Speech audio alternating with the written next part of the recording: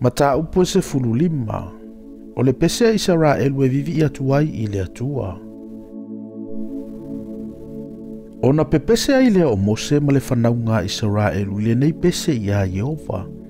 Ua lato whaiane, o loo whaapea. O te pese ia Jehova, a ua matua manu malo o ia. O le solo whanua atoa ma le na tie ai, ua ia la foina I le sami. O Yeoa, o loo malosi ia, ma lau pese, o whaifoi o ia mo uola tanga. O lo atua le nei, o te whane ne iai, o le atua o lo tamā, o te vivi I lava ia te ia. O Jehova, o le toa lava ia, o Jehova, o lona suafa lea. O kariota o Farao malana I tūtaua ua ia la foina I le sami. O na toa siri foi ua ngongoto I le sami ula ula. O le moana ua ufiti ai I latou. Ua latou ua ifo I le mea loloto pei o se maa. Jehovai, ua mamalu lo ua au tau matau I le malosi. Jehovai, o lo ua au tau matau ua nuti palaina ai le ua itamai. O le tele o lo malosi, ua ele peti ai e na tula I mai I a te oe. Ua tu ina atu lo to saa.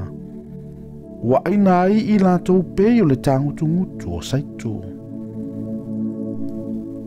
O le savili fo'i mai lo fofonga na faupu e le sami. Na tūlai o na tafe pei o se mea mauti e na toa le moana I totonu lava o le sami. Sa whapeane le na itamai. O te tuli loaina, o te maua atu, o te tufa le vete. E malia I lava lo ulotu. O te toa e la upelu, e fasiotia I lantou I lo ulima. Na e faangi mai lo matangi. O na ufiti ai leo I lantou I le sami. Wango ngoto I lantou peo le pulu I le moana sau.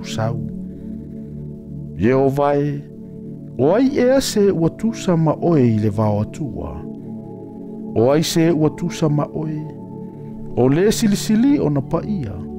O le matautia I vi inga, o le fai vavenga. Na e whaaloaloa lo a au tau matau. Na foloina I latou ele. O lo walofa ua e taitaina mai ai le neinu. Ua e tongi ola ina I lava. O lo malosi ua e taitaina ai I latou I lo wafio anga paia. E whaalongolongo I ai le vaunu. E ngatete ai. O eno no foi felicitia, e maua I lantou I le tinga.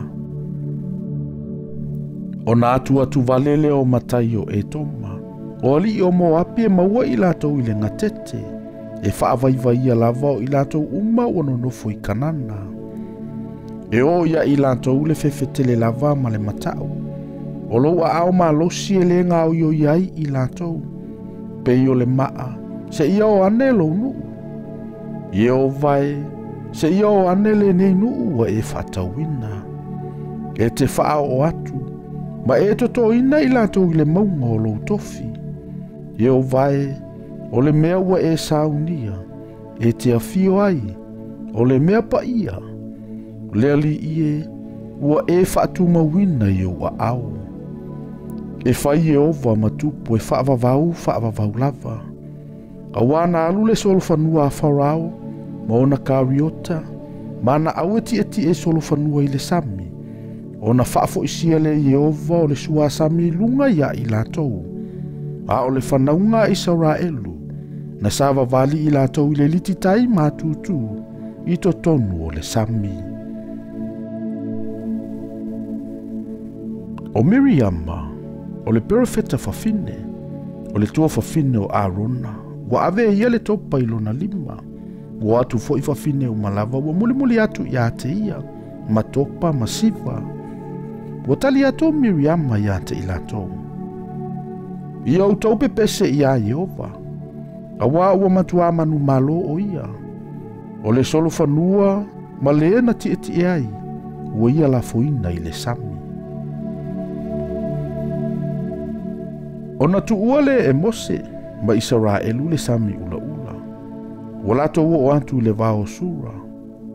Ua aso tolula latou malanga I le vao. Ai le I maua se vai. Ua latou o'o fo'i I mara. Ai le I mawhai ona latou winu I le vai I mara. Awa ua o ona. O le mea lea nai ngoa ai lea mea o mara. Ona mui ai lea o le nuu I a mose. O lo fai mai. Se ase mea mātou winu ai. Ona ia alanga atu lea I a Yehova. Ona faali lea Yehova ia te ia o le la au. Wana lafo ina I le vai. Ona mangalo I lea o le vai. Ua ia tu ina atu I lea mea o le tula fono ma le whaamasinonga ia te I latou. Ua ia tofo fo'i ia te I latou I lea lava mea. Ua ia feta lai mai fo'i.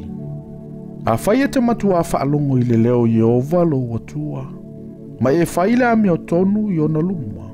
Ma e wai mai o talinga I ana poloa inga. Ma e tausi ana sauninga o malava. O te letu ina atu ia te o ese tasi o ia maina utu ina atu ia ai kupito. A wā o Yehova. O lena te whaamalolo ina oe. O na lato o lea I ai lima. Ua iaiva I puna e se fulu ma le lua. Ma pama e fitu nga fulu.